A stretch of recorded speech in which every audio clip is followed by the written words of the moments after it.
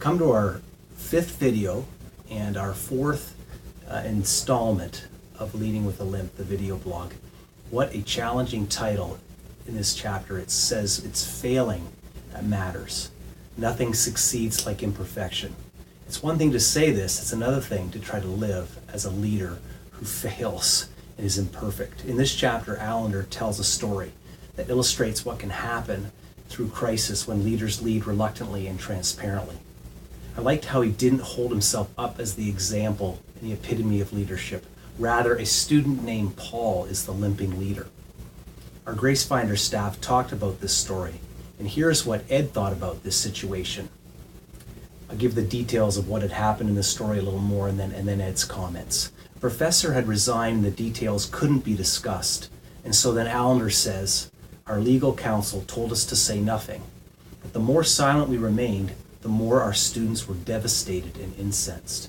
These were the comments that Ed made that I find interesting and helpful. It was neat to see how Dan's meeting with the student body turned out to be a time of blessing when student leader Paul asked, how can we pray for you? What a great example in how to lead with a limp. The wounds were not resolved, and yet he's speaking about these issues. The irony is it came from the very person that wasn't in any leadership position officially, but simply a student. Through this ordeal with Dan and his seminary, many people were hurt, wounds were only getting bigger and not seeing any resolution or any resolve happening. Personally, as Ed had said here, I realize how we as humans have the power to hurt others, consciously or not, but we don't have the power or ability to bring healing ultimately ourselves. It makes me sad that we don't consider this at all many times. If we are hurt by people, we expect or think they are responsible to do the healing as well. I know I am guilty of this, and I'm tempted to think this way. I like how Paul, the student, shows his desire to help. How can we pray for you? He realized that many were putting the pressure on and seeking answers and healing from Dan, and Dan couldn't do it. Paul saw that. He also saw to fix everyone's attention on the only person who could, on God, on Christ. We get hurt or we cause hurt. In those moments, we are to pray for reconciliation, but seek resolve in our own hearts with God. Again, we can't heal people no matter how much we may want to seek it. Only God can. But we can seek reconciliation and forgiveness. I think to lead with a limp is to create a context for conversation.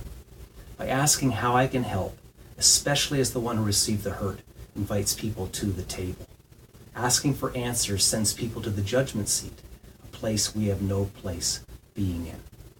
This is where Ed's comments ended, and there's a few more to wrap up this video blog I wanted to mention as well. Allender at one point writes, I gave myself over to the dialogue. Ed implies the same thing when he says what he had just said. People were allowed to tell their stories, share their hurts. He raises the question, how do we limp into chaos? A question that's been resonating with me since reading this chapter. Along with, how do we allow people to fail and learn? We see that there's a paradox of recognizing the self as chief sinner, and yet leading begins with desire, and thus desire and yet reluctance are in a paradox of struggle. Allender closes up our discussion with this statement. I kept quiet, a huge challenge for anyone who has an opinion or any leadership abilities.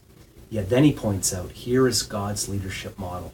He chooses fools to live foolishly in order to reveal the economy of heaven, which reverses and inverts the wisdom of this world.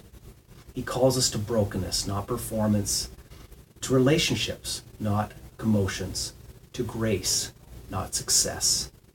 It's not wonder that this kind of leadership is neither spoken or admired in our business school. It's no wonder. Or even in the seminaries, this you can see why this isn't held up so strongly. Because as Paul says, when I am weak, then I am strong. It's not something you can plan into your day timer. Think about that for the next little bit, and we hope to see you again in our next installment on Chapter 5. Thanks.